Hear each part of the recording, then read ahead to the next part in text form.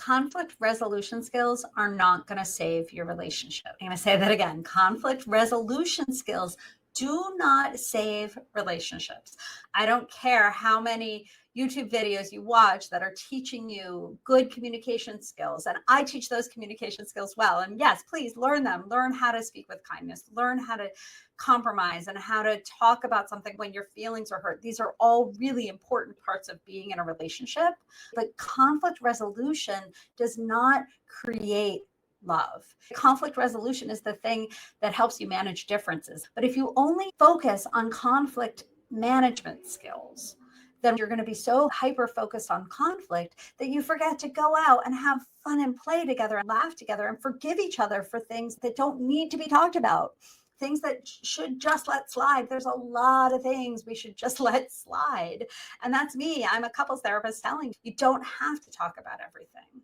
The thing that makes a healthy, happy relationship is love and adoration and commitment and how you guys treat each other on a Tuesday afternoon. It's making coffee for each other. It's snuggling, watching Netflix. It's adoring your children together. Those are the things that really sustain love and connection and long-term commitment. So try not to focus so much on all the communication skills. Look, I teach them and I believe in them. We need to have really good ways to talk about differences. Even if we don't feel the same way as a unit, we both value each other. That is one really important skill. But the problem is I see way too many couples forget to try to increase the positivity because they're so focused on decreasing the negativity that the negativity actually grows because you're picking at a scab sometimes. Okay. So my advice to you is yes, learn about the gentle startup, learn how to not be defensive, learn how to empathize with each other. I can teach you all of those things. But what's even more important than that is going on dates together, going on a retreat. Happy couples do best when they're spending a lot more time on the good stuff. Let's see, we got a comment here. I always feel very extreme emotions towards my boyfriend, loving him too much, or I just don't feel like talking at all. Why is that? You know what, Aditi, I think that really is love. We do have extreme feelings and we're going to have ebbs and flows, ups and downs. When things are going well, everybody's eaten, everybody got a full night's sleep. And so when you have those really positive feelings and you're in a good headspace yourself, you're taking care of yourself, you're nurturing your own needs, then you have more bandwidth. I think anybody watching this video can relate to that. I'm married to a couples therapist and I feel that way. Sometimes when we're in a romantic vacation, you feel really loving and connected. And other times you get annoyed at each other because they're letting you down or doing things they're not supposed to do. Okay, what can be the reason for being defensive?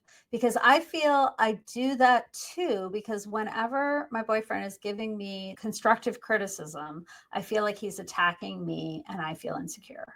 Yes, first off, you're not alone. This is a really common thing. The reason that human beings are defensive is actually because of what's called the fight or flight response. Most people have heard of this, but they might not know how it relates to relationship health.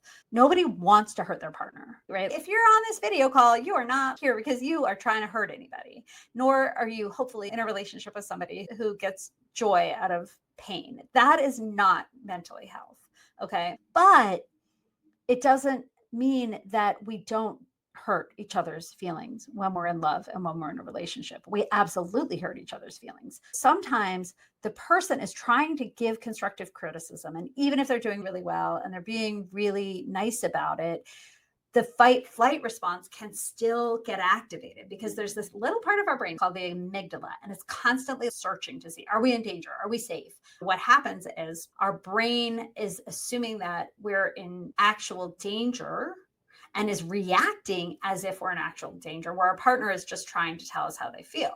When we get defensive, it's like we are trying to protect ourselves for our life because our brain, this part of our brain back here, thinks we're in danger. We're being told we're not good, we're not okay, there's something profoundly wrong with us. And the reality is there's nothing profoundly wrong with you. You just let down your partner, which is a normal thing.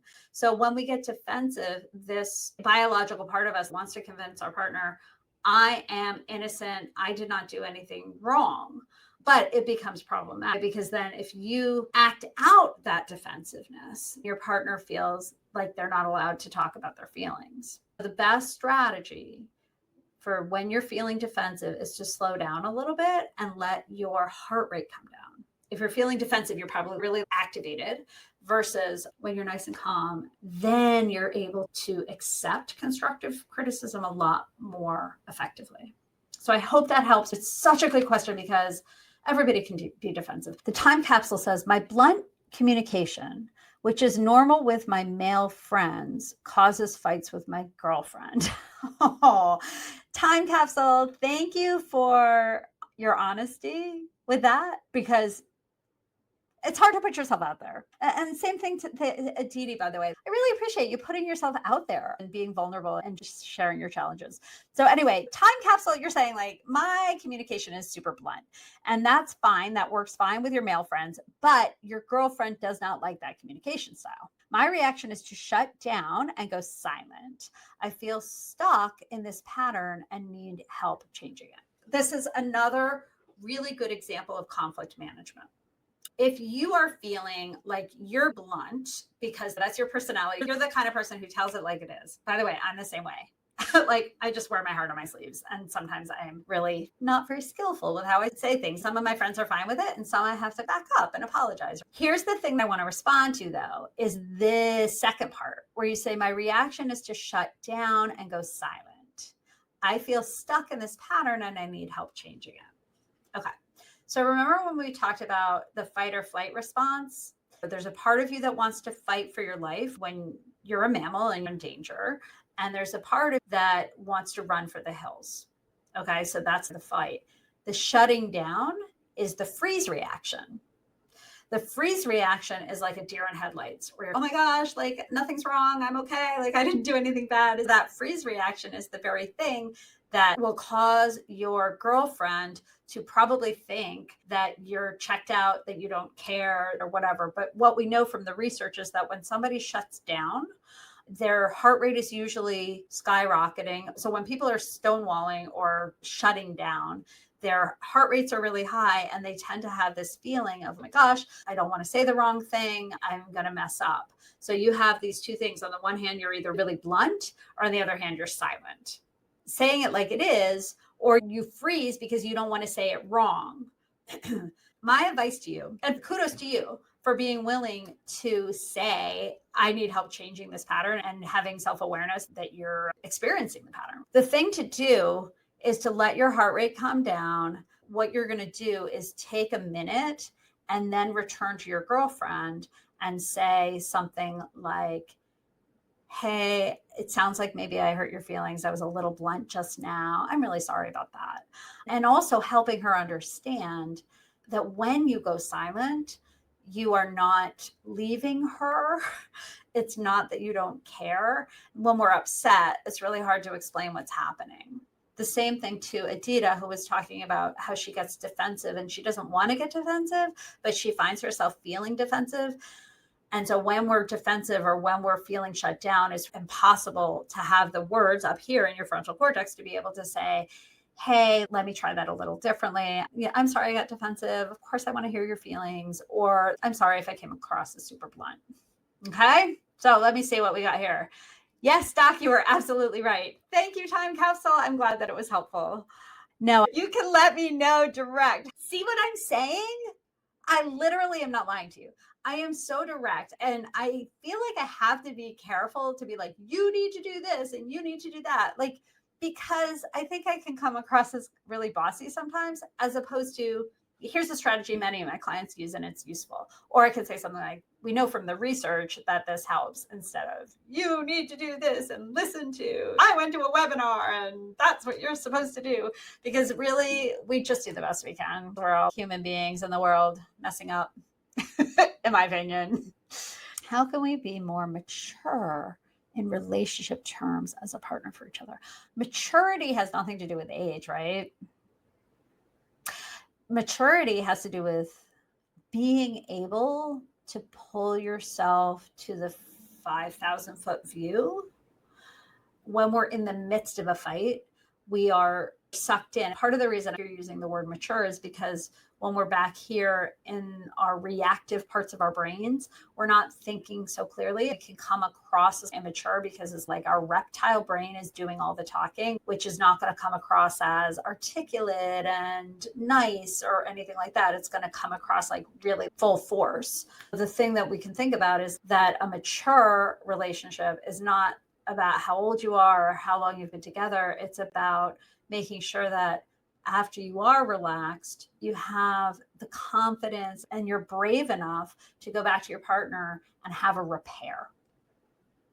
Type in the comments what percentage of people you think have conflict. Write in the comments. What do you guys think? How many people have conflict?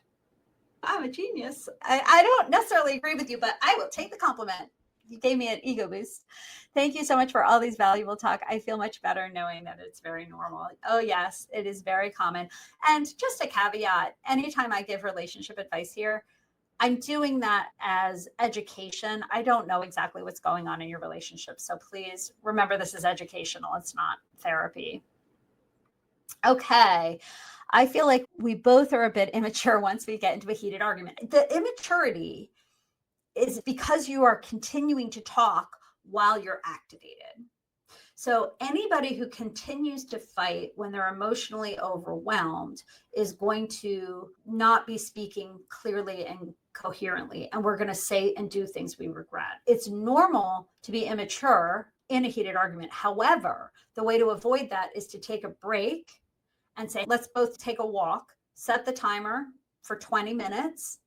One of you takes a shower, the other person goes for a walk, and then you come back and talk about it. Why? Because all your stress hormones have relaxed. And then you can come into the conversation with a mature part of your brain. The sophisticated thinker in you at that point can come back and have that conversation productively. Time capsule says 80% of couples have conflict. Guess what? It's 100%. 100% of couples have conflict. Conflict is about diversity. And diversity is about just two people having differences of opinion. Conflict is not a fight. Conflict is the process of integrating differences. The difference between couples who are happy and healthy and stay together long term, from what we know from the research, it's not that they don't fight, it's that they repair. The single biggest predictor for relationship success is the capacity to have a repair after you have an argument. If you don't have the repair, then what happens is it's harder to stop the fight in the moment because you don't trust that you have a mechanism for how do you actually deal with the repair when it comes up, if that makes sense. Should I expect things from my partner? Oh yeah, heck yeah. Of course you should expect things from your partner. And you should ask for what you want and ask for what you need in a relationship. We're not saying you shouldn't have expectations for your partner. We're saying when you do have those expectations, be mindful in how you're expressing those expectations. There's something called the gentle startup that we know from the research is a really good way to bring an unfulfilled expectation. And that gentle startup is basically, I feel X about Y, and my need or request is Z. This is John Gottman's formula for gentle startups. What happens if we criticize them? Then they get defensive. Remember the attack, defend, communication pattern. Really great question. What other questions do you guys have? Okay. Aditi says, I am a person who would love to have deep conversations after fights to sort things out, but he goes silent and just leaves and says, sorry to skip the fights. Yeah. So it's hard, right? Because you're 50% of the relationship and he's 50% of the relationship. And so you need a certain amount of buy-in for any communication strategy that you're going to try. You need to have some kind of a repair. See, again, there I go. I say you need, again. See, time capsule? I wasn't kidding when I said I'm direct and blunt. Here's the thing. You are the kind of person that likes to have those deep conversations and have that kind of deep repair. And he is probably afraid that if you try to have a repair after the fight, he's probably afraid that the whole fight is going to start up again. So it's probably not that he doesn't want to repair and care about the misattunement in terms of what went wrong. It's probably that he doesn't really know what plan are we going to have for how we are going to talk about things once we do get together. So that's why when I'm working with couples in my office, what I do is it's very common with what you're describing, Adita, where one person wants the break and one person wants to keep talking. There's usually that dynamic where one person is like, I can't talk anymore. And I go silent, just shut down and can't keep talking. And that's really hurtful for the other person who feels a sense of urgency. Look, I really want to talk to you. I want to repair. I want to make sure everything's okay. We're not supposed to go to bed when we're angry. And the other person is just, we can't talk about it because he's afraid of the conversation escalating. So if I were in your situation, what I might want to do is talk to him about this when you're not having a fight. If you talk to him when you're nice and calm and say, hey, you know what, like I'm right across this like webinar on YouTube, and like we were talking about how important it is to have a repair after there's a fight. And I was wondering, maybe for you, it feels really scary to do that because you don't want to start the fight up again. And for me, then it's hard for me because then I keep wanting to make you talk and then you feel like you're being pressured. So let's try to do this differently. The best time to talk about it is after it's over. Awesome question. Let's see what we got. You should definitely do more of these lives. I feel so connected. Yay, I feel connected too. I feel connected, Aditi. I feel like we have this little friendship. I'm here in Philadelphia. I'm in the city of brotherly love, which is appropriate for my theme of relationship advice. You are dropping so much value. Please do this whenever you have a bit of time. Oh my gosh, you're inspiring me. Yes, conflicts are natural. 100% of couples have conflict. The way to have a healthy, happy relationship is not by not having conflict. The way to have a happy, healthy relationship is to talk about your differences, be honest with each other, but also have fun together, go on dates and adore each other and snuggle and do all the wonderful things. There does need to be some way when there is conflict of clearing the air so that both parties can enter the world and feel close again. I'm a couples therapist. I'm married to a couples therapist, but I also have conflict. We have the attack, defend communication pattern. People say, Laura, you must have the perfect marriage. And I'm like, we have a great marriage and we do conflict really well, but we're still human and we still get sucked into all these same patterns that everybody gets sucked into all the time. Let's see. I go silent because I feel arguing more might make more damage. That's exactly what most people feel. The reason that people don't want to keep talking is not because they want to push their partner away and make them feel sad or abandoned or unloved, although sometimes that is how it can land, that the other person feels unloved. There's a concern that the more you argue, if you take a break, why would you go back and keep arguing? Because then the concern is not only might it not get better, but what if it gets worse? Or maybe we say things that are really hurtful if we return to it. So there's some steps I recommend that you go through. Number one is agreeing to a timeout. So that means no matter what, whoever says, I need a break, the other person is absolutely honoring it, respecting it, no questions asked. And then both parties take a 20-minute break. And then after the 20 minutes, come back and say, hey, let's figure out when we're going to talk about this. The other thing I recommend is that you brush up on some communication skills, right? Take a look at my channel. There's attack defend video on there. I have a free empathy course. And if you join the free empathy course, then you'll get on my email list. And I email my list every Friday, free relationship advice. So feel free to check that out. Okay, let me see what's next. It's like a domino effect when we get into arguments. And I just want to stop pieces from falling ASAP. And this is not how my partner thinks. Okay. The domino effect. So the domino is like, it's going, and so you want to stop the pieces from falling. And you feel like the best way to do that is to retreat, is I think what you're saying. And that's not how your partner thinks. Your partner is, let's keep talking about it, because if we retreat, we won't resolve it. Whereas if we hang in there with each other, then we'll resolve and feel better.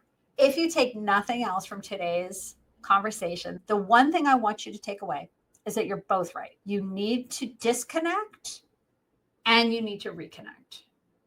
If you don't disconnect, then you're having a conversation in fight or flight and you're going to hurt each other. If you don't take that break, you are going to hurt each other, because we're mammals. And when mammals feel threatened, we lash out. You have to take a break. Number two, you have to come back. You have to reconnect. You have to disconnect to reconnect. So as much as Time Capsule and Adita both feel that the thing they want is the right thing, I want you both to realize that your partner is also right, and what they need is just as important as what you need, because all couples need a mechanism for how to take a break during conflict so that you can come back to it. Okay? All right, you guys, I am going to tag out here because I've got my rest of my day I need to get to, but this was a lovely surprise. It was so nice to meet everybody. All right, you guys, I hope you have a lovely day. Thank you for your time. This is really invaluable for us. I'm so glad. Thank you for your time. And hopefully we'll run into each other again. Wouldn't that be amazing? Happy weekend to you as well. Bye-bye.